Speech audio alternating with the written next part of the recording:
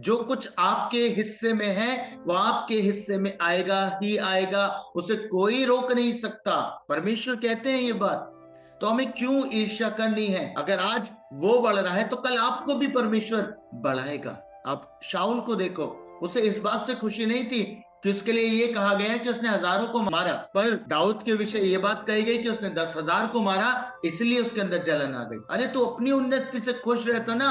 1,000 तो तेरे लिए भी बोला जा रहा है, 1,000 10,000 में भी बदल सकते हैं। पर प्रॉब्लम यह है कि हम लोगों की उन्नतियों से जलते हैं, हम ढास से बढ़ जाते हैं, बैक बाइटिंग करना आरंभ कर देते हैं, है ना। एक भाई दूसरे भाई की आत्मिक संसार में ही होता है, बैक बाइटिंग करते हैं। उसके सामने बहुत अच्छे हैं पर पीठ पीछे उसको बैक बाइट करते हैं, उसकी बुराई करते हैं, है ना। आप उसको प्रचार के लिए बुला लेते हो, आप उसको गानों के लिए बुला लेते हो, आप उसको वचन दे देते हो। अरे क्यों करना? क्या फायदा इन बातों का? क्यों हम इतनी ढास से भर गए? क्यों हमारे अंदर इतनी जलन पाई जाती है? अगर जलन आपके भीतर है तो आप दुष्कर्म भी करेंगे, आप विरोध भी करेंगे। अच्छे व्यक्तियों का विरोध, यीशु मसीह का विरोध मालूम है कौन कर रहे थे? लीडर्स, रिलीजियस लीडर जो उस समय के शास्त्री फरीसी थे, वो उसका विरोध कर रहे थे। स्तिफनुस जब वो परमेश्वर के कार्यों का बयान कर रहा था, पवित्र आत्मा की चर्चा कर रहा था और बता रहा था कि इज़राइल कैसे कैसे कामों में पड़ा हुआ था, कि वो ढास से भर गए और उसे पथरवा करके मार डाला। क्या गलत कर रहा था? क्या गलत काम उसने किया? एक अच्छा व्यक्ति था, पथरवा करके मार डाला गया। और आज न जाने कितने लोग हैं जो बातों से न जाने कितने सेवकों की हानि कर देते हैं, अपने कार्यों के द्वारा उनको नीचा दिखाकर, उनके पीछे बैक बाइटिंग करके। न जाने कितने लोग हैं जो ऐसी बातें करते हैं। पता है क्यों? क्योंकि उनको ये संतुष्टि नहीं है कि खुदा उनको बढ़ाएगा। वो आपसे प्रयास कर रहे हैं, वो आपसे कोशिश करते हैं कि दूसरे को नीचा दिखाएं और खुद आगे बढ़ जाएं। क्या ऐसे लोगों से खुदा प्रसन्न होगा? कभी भी नहीं। आज एक वर्ड को लेके मैं आपके बीच में हूं और ये वर्ड भी मेरा बिलीव है आपको बहुत बहुत बरकत देने जा रहा है। निकालिएगा परमेश्वर के कलाम से नीति वचन, उसका 14 अध्याय और उसका 30वां वचन मैं आपके लिए पढ़ रहा हूं। शांत मन तन का जीवन है, परंतु मन के जलने से हड्डियां भी जल जाती हैं। क्या लिखा बाइबल के अंदर? शांत मन तन का जीवन है, और आगे लिखा परंतु मन के जलने से हड्डियां भी जल जाती हैं। कितनी अमेजिंग बात है ना, कि यदि आप शांत रहते, आपका मन शांत है, तो आपका जो जीवन है, यानी कि आपका जो फिजिकल बॉडी है ना, उसमें जीवन पाया जाएगा। बीमारियां नहीं आएंगी, तकलीफें नहीं होंगी, है ना, अगर आप मन से शांत हैं, आपके अंदर पीस है। पर अगर आपके मन में जलन है ना, आप ईर्ष्या रखते हैं, आप एक जलने वाले व्यक्ति हैं, यानी कि आपके अंदर जेलसी पाई जाती है, तो परमेश्वर का कलाम कह रहा है कि तुम्हारी हड्डियां भी जल जाएंगी। अब आप सोचिए, अगर आपकी हड्डियां जल जाए तो आपका जो फिजिकल अपीयरेंस है वो कैसा होगा, है ना। बहुत सारे जीवन बड़ी बड़ी समस्याओं के कारण नहीं है तकलीफों में, बड़ी बड़ी समस्याओं के कारण नहीं है बीमारियों में, बड़ी बड़ी चीजों के कारण उन पे कष्ट नहीं है। पता है, बहुत छोटी छोटी चीजों के कारण उनके ऊपर तकलीफ पाई जाती है। और एक ये दशा है जिस कारण से आप बैकस्लाइड होते हैं, जिस कारण से आप परमेश्वर की उपस्थिति का आनंद नहीं ले पाते, जिस कारण से आपको दुष्टात्मा परेशान करती है, जिस कारण से बुराइयां आपके हृदय में आ जाती हैं। आपको मालूम, जेलसी एक ऐसा कारण है जिसके कारण बहुत सारे लोग बैकस्लाइड हो जाते हैं। अच्छा बढ़ रहे होते हैं प्रभु के साथ, अच्छे उसकी उपस्थिति में चल रहे होते हैं, पर ईर्ष्या के कारण, जलन के कारण वो अपनी हानि करते हैं, है ना। दूसरे की हानि नहीं करते, स्वयं की हानि करते हैं, है ना। अपने कष्टों का कारण कई बार हम स्वयं बन जाते हैं। कई बार अपने जीवन में जो तकलीफें हम महसूस करते हैं उसका कारण बाहर से नहीं होता, पर हम स्वयं ही उसका कारण होते हैं, है ना? मैं कहना चाहता हूं प्रियो, न जाने कितने ऐसे जीवन हैं जो अपनी तकलीफों के कारण स्वयं ही हैं। उन्हें लगता है कि बाहर वाले की वजह से, जादू टोनों की वजह से या किसी और क्रियाकलापों की वजह से मुझ पे तकलीफ है, पर ऐसा नहीं है। बहुत सारे जीवन स्वयं के कारण से तकलीफों में पाए जाते हैं।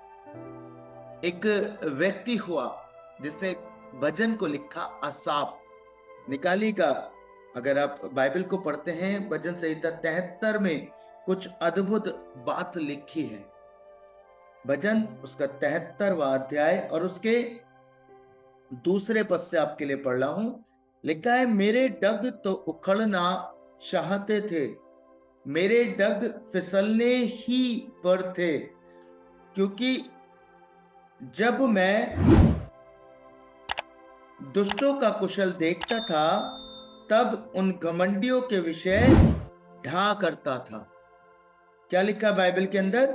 मेरे डग तो उखड़ना चाहते थे, मेरे डग फिसलने ही पर थे, क्योंकि जब मैं दुष्टों का कुशल देखता था। कितना अद्भुत बात बयान कर रहा है साहब। कह रहा है मेरे डग उखड़ने पर ही थे, यानी कि मैं गिरने ही वाला था, मैं फिसलने ही वाला था। पता है किस कारण से? ये नहीं कह रहा कि शत्रुओं ने मुझे घात किया, लोगों ने मेरे जीवन पर आक्रमण किया, नहीं। वो कह रहा है क्योंकि जब मैं दुष्टों का कुशल देखता था। क्या बयान कर रहा है? कह रहा मैं गिरने पर था। अरे क्यों गिरने पर था? क्योंकि उसने बयान किया कि मैं जब दुष्टों का कुशल देखता था ना, कि ये व्यक्ति बड़ा पापी है, ये व्यक्ति बड़ा दुष्ट है, फिर भी ये उन्नति कर रहा है, इसके पास बहुत आशीष है, इसके पास कार है, इसके पास बंगला है, इसके पास तमाम बरकतें पाई जाती हैं, है ना? ये घमंडी है, सब कुछ बुराई है, फिर भी ये उन्नति कर रहा है। और इसलिए वो कहता है, क्योंकि जब मैं दुष्टों के कुशल देखता था, तब उन घमंडियों के विषय ढा करता था। पता है आगे उसने लिखा, क्योंकि उनकी मृत्यु में वेदनाएं नहीं होती, परंतु उनका बल अटूट रहता, यानी वो कमजोर नहीं पड़ते, उनको दूसरे मनुष्यों के समान कष्ट नहीं होता, और अन्य मनुष्यों के समान उन पर विपत्ति नहीं पड़ती। हम देखते हैं ना, धर्मियों पे विपत्तियां विपत्तियां विपत्तियां आती हैं, पर कुछ लोग ऐसे होते हैं जो बहुत ही खराब जीवन जीते हैं, रिश्वत भी लेते हैं, बुराइयां भी करते हैं, फिर भी हम देखते हैं उनके पास बहुत सी बरकतें हमें दिखाई देती हैं, बहुत सी आशीष हमको दिखाई देती हैं, है ना? और ये आसाफ जो है, ये यही बयान कर रहा है, कह रहा है मेरे डग फिसलने पे थे, क्योंकि जब मैं इन लोगों के कुशल को देखता था, इनकी वस्तुओं को देखता था, इनकी ब्लेसिंग्स को देखता था, तब मुझे अंदर से ढा होती थी, मैं जलन रखता था, क्योंकि इनकी मृत्यु में ना तो वेदनाएं हैं, ना इनका बल घटता है, ना ये दूसरे मनुष्य के समान कष्ट पाते हैं, ना इन पे विपत्ति पड़ती है। आपको मालूम, ये इस बात से दुखी नहीं था कि इसके जीवन में क्या तकलीफ है, ये इस बात से दुखी था कि लोग जो ऐसे हैं, जो घमंडी हैं, जो बुरे हैं, जो पापी हैं, और वो बढ़ रहे हैं, वो ब्लेस्ड हो रहे हैं, ये इस बात से दुखी था। और बाइबल में लिखा, उसने इस बात को बयान किया कि मेरे डग फिसलने पर ही थे। आपको मालूम, कई बार हम अपनी इसी कुड़न के कारण से, इसी ईर्ष्या द्वेष जलन के कारण से हम भी बैकस्लाइड हो जाते हैं, हम भी बस गिरने ही वाले होते हैं। और ये हालात इसका बहुत लंबे समय तक रहा। पता है कब तक रहा? जब तक इसने परमेश्वर से एक प्रकाशन को नहीं पाया। पता है क्या लिखा है? 17 पद में लिखा है, जब तक कि मैंने ईश्वर के पवित्र स्थान में जाकर उन लोगों के परिणाम को ना सोचा। ये कह रहा है जब तक मैं ढा से भरा रहा कि क्यों परमेश्वर ऐसा कर रहा है, क्यों परमेश्वर उनको कष्ट नहीं दे रहा, क्यों वो इतने फलवंत हो रहे हैं, उनका बल नहीं घट रहा, क्यों क्यों परमेश्वर क्यों ऐसा नहीं कर रहे। पता है ये बात उसके अंदर थी, ये प्रश्न उसके अंदर चलते थे, और वो कुड़ता था, ढा करता था। पता है तब तक, जब तक उसने पवित्र स्थान में जाकर उनके परिणाम पर ना सोचा, यानी कि जब उनका न्याय होगा उस पर विचार उसने नहीं किया। और जब उसने विचार किया तो उसने क्या पाया? बाइबल कहती है, निश्चय तू उन्हें फिसलने वाले स्थानों में रखता है और गिराकर सत्यानाश कर देता है। आहा, वे क्षण भर में कैसे उजड़ गए, वे मिट गए, वे घबराते घबराते नष्ट हो गए। कितनी अद्भुत बात है ना। वो कह रहा है, मैं जब तक मैंने ये विचार नहीं किया, उनके परिणाम पे नहीं सोचा कि वो पल भर में नष्ट हो जाते हैं। जो ऐसे जीवन है जिन्हें हम देखते हैं बहुत बहुत बुरा करने पर भी वो ब्लेसेड है, वो आशीषित है, और हम कुढ़ते हैं कि क्यों प्रभु, मैं तो धार्मिकता में चल रहा हूं, मैं तो अच्छा चल रहा हूं, फिर भी मुझ पे कष्ट है। पर ये देखो कितना अच्छा जीवन इनका नहीं है, लेकिन फिर भी बहुत ब्लेसिंग है, बहुत बरकतें हैं।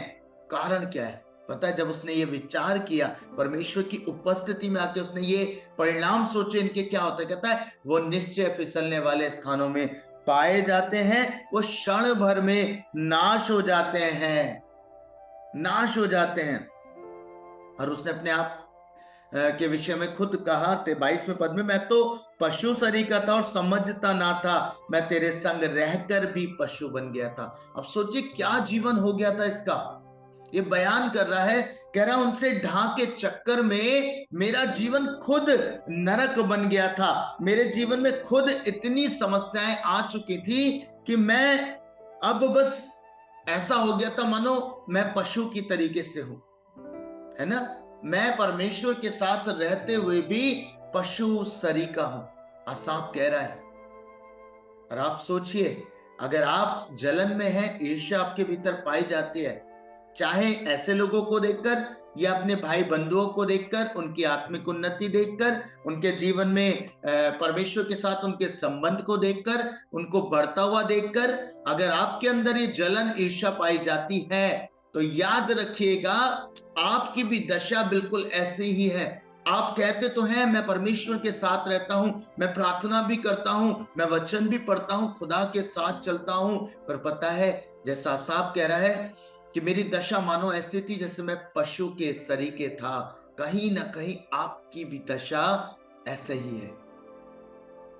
याद रखिएगा, जलन ने किसी व्यक्ति को उन्नति नहीं करने दी, किसी को ग्रो नहीं करने दिया है। बाइबल ऐसा बताती है। बाइबल में लिखा है यूसुफ के भाइयों के विषय में, क्योंकि यूसुफ का पिता यूसुफ से बहुत प्यार करता था, उसकी बहुत चिंता करता था, हर बात में वो उसको पहले पूछता था। इस कारण से यूसुफ के भाई ढास से भर गए थे। और आपको मालूम है, परमेश्वर ने यूसुफ को तो उन्नति दी, और ये जो भाई थे जो ढास से भर गए थे, एक समय ऐसा आया कि ये खाने के लिए मोहताज हो गए। अब सोचिए कितने भयानक परिणाम होते हैं जब आप ढा करते हैं। किस बात का हमें ढा करनी है, क्यों करना है ना। एक व्यक्ति ढा से भरा अपने भाई का हत्यारा बन गया, केन। किस बात से ढा आ गई कि परमेश्वर ने हाबिल की भेंट को ग्रहण किया और उसकी भेंट को ग्रहण नहीं किया। इस कारण से ईर्ष्या, इस कारण से जलन आ गई। और क्या उसने पाया? कुछ नहीं, भगोड़ा बन गया, है ना। आज देखो घर परिवार में कितनी जलन है, देवरानी जेठानी में कितनी जलन पाई जाती है, कितनी ईर्ष्या पाई जाती है ना। परिवारों में देखो भाई भाई से ईर्ष्या कर रहा है, उसकी उन्नतियों से जलता है। और ये केवल संसार के लोगों के साथ नहीं है, ये आत्मिक लोगों के साथ है। आत्मिक क्षेत्र में भी हम एक दूसरे से जलन रखते हैं, हम एक दूसरे को बढ़ता हुआ देख नहीं सकते, हम एक दूसरे के साथ अच्छा व्यवहार नहीं कर सकते। आपको क्यों जलन हो रही है? अगर वो बढ़ रहा है तो बढ़ने दीजिए। चाहे वो फिजिकल वर्ल्ड में बढ़ रहा है, उसे अच्छी जॉब मिल रही है, उसे उसके पास अच्छी गाड़ी है, उसके पास अच्छा घर है, उसके पास अच्छा परिवार है, आपको क्यों जलन हो रही है? परमेश्वर ने अगर आपके नाम का चेक काट दिया है तो उसे कोई और नहीं बुना सकता। जो कुछ आपके हिस्से में है वो आपके हिस्से में आएगा ही आएगा, उसे कोई रोक नहीं सकता, उसे कोई नहीं बदल सकता। प्रियो, परमेश्वर कहते हैं ये बात, तो हमें क्यों ईर्ष्या करनी है? अगर आज वो बढ़ रहा है तो कल आपको भी परमेश्वर बढ़ाएगा, कल आपको भी ब्लेस करेगा। अब देखिए उत्पत्ति 30 अध्याय में राहेल और लिया दोनों बहनें हैं, फिर भी एक दूसरे से जलन रखती हैं।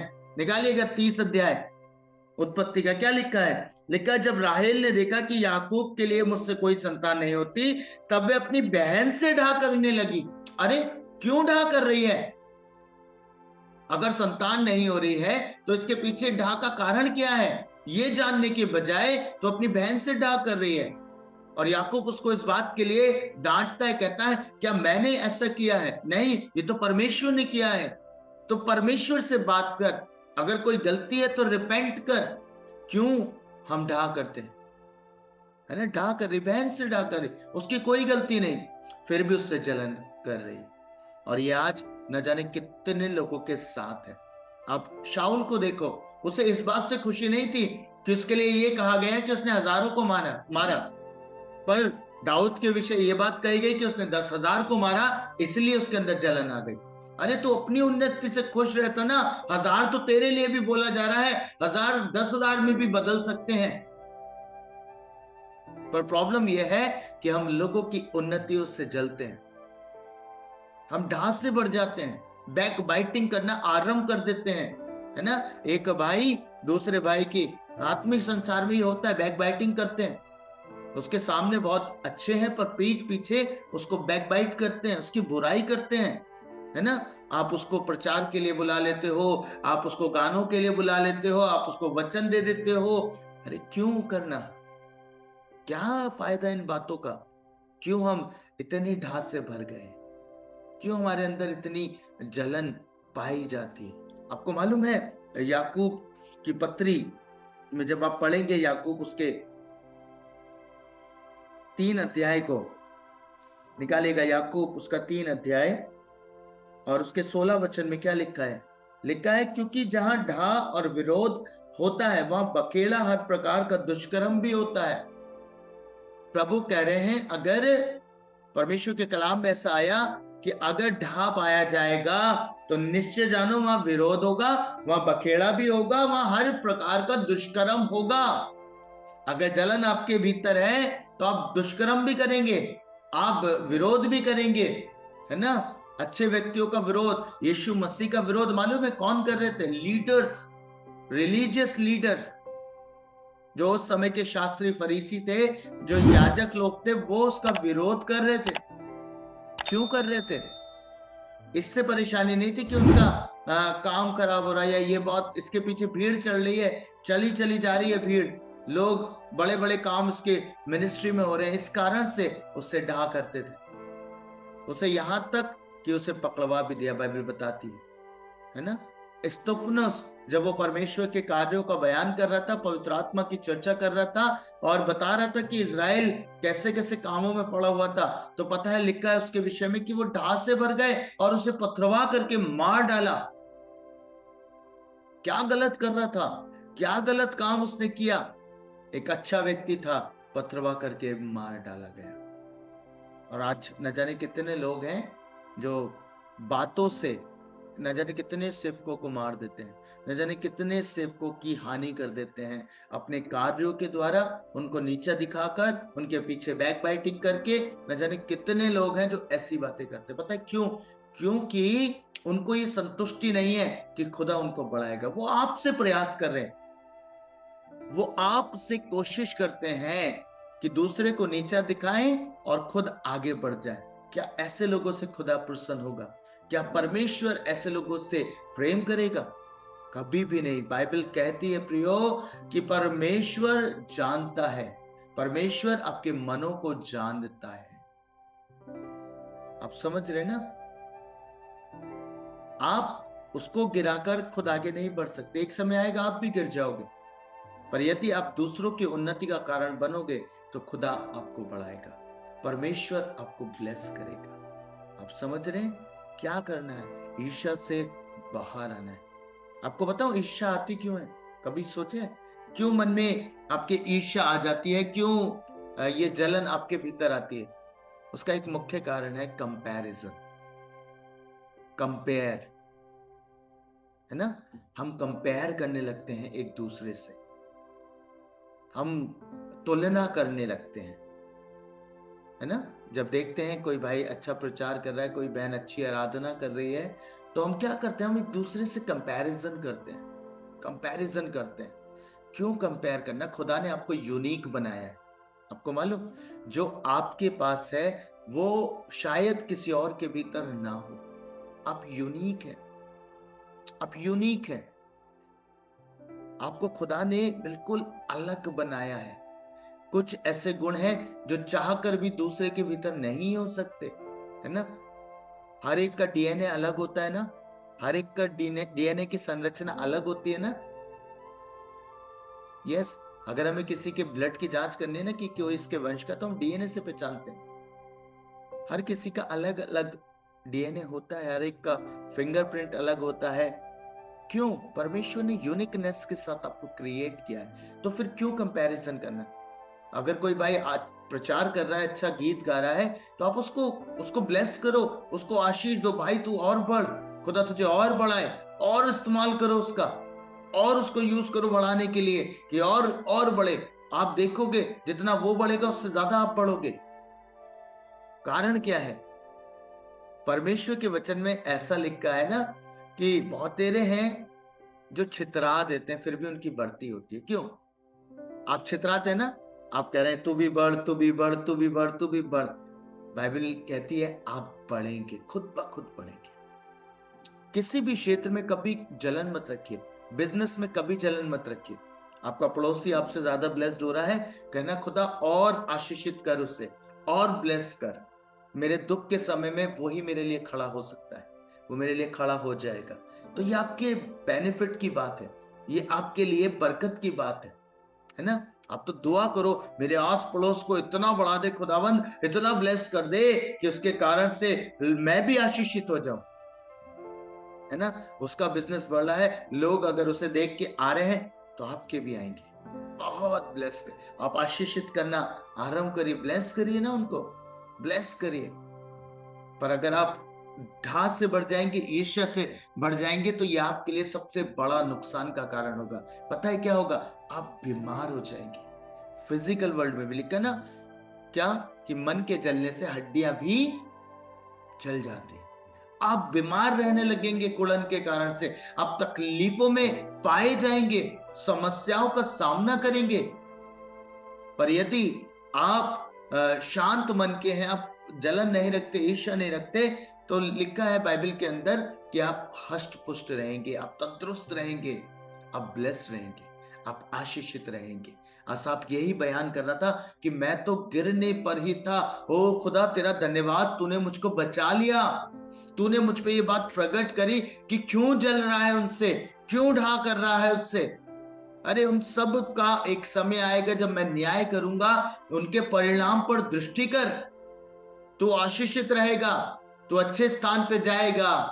पर याद रख, वो लोग जो आज ये सारे काम कर रहे हैं, घिनौने काम कर रहे हैं, उनका एक समय नियुक्त है, वो उस स्थान पे पहुंचेंगे जो उन्होंने इस स्थान से नीचे पृथ्वी पे कमाया है ना? धनवान और लाजर आपके सामने उदाहरण है। धनवान कहां पहुंचा? उस जगह पे जहां जलन थी, जहां आग थी, उस जगह पे पहुंच गया। और लाजर कहां पहुंचा? अब्राहम की गोद में। अब समझ रहे ना? लाजर ने ढा नहीं करी, लाजर ने ईर्ष्या नहीं करी कि ओ ये खुदा इतना धनवान है, ये तो इतना बड़ा, इसलिए वो सेफली प्रभु के स्थान पे पहुंच गया। और धनवान, उसने सब कुछ यहाँ पे पाया, सब कुछ इकट्ठा किया, उसे लग रहा था सब सब बेहतरीन है ना? जो आसाफ बयान कर रहा है वो यही कह रहा है, वो तो फल रहा है, फूल रहा है, ब्लेसिंग है, सब कुछ है, उस पर कोई कष्ट नहीं पड़ता, उस पर कोई तकलीफ नहीं पड़ती। पर एक ही समय में दोनों का प्राण निकला। एक कहां पहुंचा? एक उस ज्वाला में पहुंचा, और एक अब्राहम की गोद में पहुंचा। यही बता रहे थे आसाफ को परमेश्वर, यही बयान कर रहे थे कि क्षण भर लगेगा और उन पे कष्ट आ जाएगा, क्षण भर लगेगा, उनके परिणाम पे दृष्टि कर वो नाश हो जाएंगे, उनका पता भी नहीं चलेगा। हालेलुया।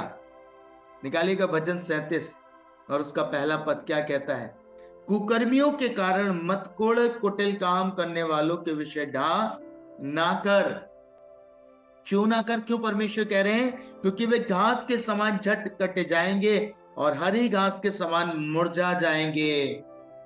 कह रहा जो तू आज देख रहा है ना उनको बढ़ते हुए, ये होते हुए, अगर वो पाप में जीवन जीते हैं, गुनाह का जीवन जीते हैं, फिर भी आशीषें उनके पास है, तो मत कुड़। पता है क्या होगा, वो एक समय में घास के समान क्या होंगे, मुरझा जाएंगे, उनका पता भी नहीं चलेगा, उनका कोई वजूद ही नहीं होगा। पर आगे लिखा है तीसरे पद में, यहोवा पर भरोसा रख और भला कर, देश में बसा रहे और सच्चाई में मन लगाए रहे। यहोवा को अपने सुख का मूल जान, वे तेरे मनोरथों को पूरा करेगा। हालेलुया। कितनी अद्भुत बात है। क्या करने कह रहा है प्रभु, कह रहा है उनको छोड़, लीव देम, मत कुड़ उनके कारण से, वो मुरझा जाएंगे घास के समान, पर तू यहोवा पर भरोसा रखता रहे और उसी की बाट से जोता रहे, वो तेरे मनोरथों को पूरा करेगा। ये प्रभु का फायदा है, ये प्रभु का प्रॉमिस है, वो आपके मनोरथों को पूरा करेगा। इसलिए आपको कोड़ना नहीं है, इसलिए आपको जलन नहीं करनी है ना। आप कोड़ेंगे तो आप भी जल जाएंगे, आप ही जलेंगे। आप उसके कारण कोड़ते रहेंगे, उसका नाश नहीं होगा, आपका नाश होगा। उसका तो न्याय परमेश्वर करेगा ही करेगा, एक समय के बाद उसका परिणाम आप देखोगे। पर उसके लिए जलन रखने के कारण, ढा रखने के कारण, जेलसी के कारण आप अपना नुकसान कर लेंगे। आत्मिक जीवन का, शारीरिक जीवन का, दोनों नुकसान होंगे। याद रखिएगा, आपके भीतर मन में आपकी शांति नहीं होगी। ये साइन बता रहा हूं, आपका मन शांत नहीं होगा, शांत होगा। दिन भर बस उसी भाई उसी बहन के लिए सोचते रहेंगे, कैसे उसको मैं हानि पहुंचा दूं, कैसे उसको तकलीफ में रखूं। उसकी बुराई करते रहेंगे, बुराई करते रहेंगे, बुराई करते रहेंगे, है ना। क्या होगा, आपके बुराई करने से उसका कुछ नहीं बिगड़ने वाला। अगर वो प्रभु में ईमानदार है तो खुदा उसे दुगना बढ़ाता रहेगा, बढ़ाता जाएगा, बढ़ाता जाएगा। पर उसकी बुराई करने के कारण से आप घटते जाएंगे, घटते जाएंगे, घटते जाएंगे। आप तकलीफों में पाए जाएंगे, शारीरिक हानि उठाएंगे और आत्मिक हानि उठाएंगे। सो छोड़ दीजिए, प्रभु से क्षमा मांगिए।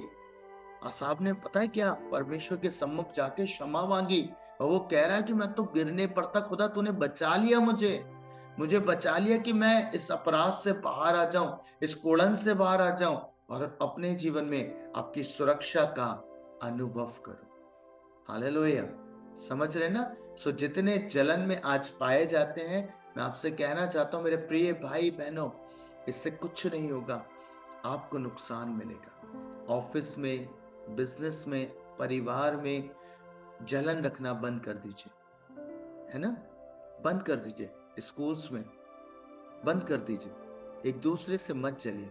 अगर वो लगता है ना आपको, आपको बुरा भला भी कहे, आप उसको आशीष दो। बाइबल यही कहती है आपको बरकत देनी है, आपको बरकत उसके लिए बोलनी है। जब आप आशीष उसको देंगे, पता है बाइबल में लिखा है, वो योग्य है तो ठहरा रहेगा, नहीं है तो कहां आएगा लौट के, आपके पास। हालेलुया। ये लिखा है ना, जिस घर में जाओ कल्याण की घोषणा करो। अगर उस घर के लोग योग्य होंगे तो कल्याण उन पर ठहरेगा, यदि योग्य नहीं होंगे तो कल्याण लौट आएगा।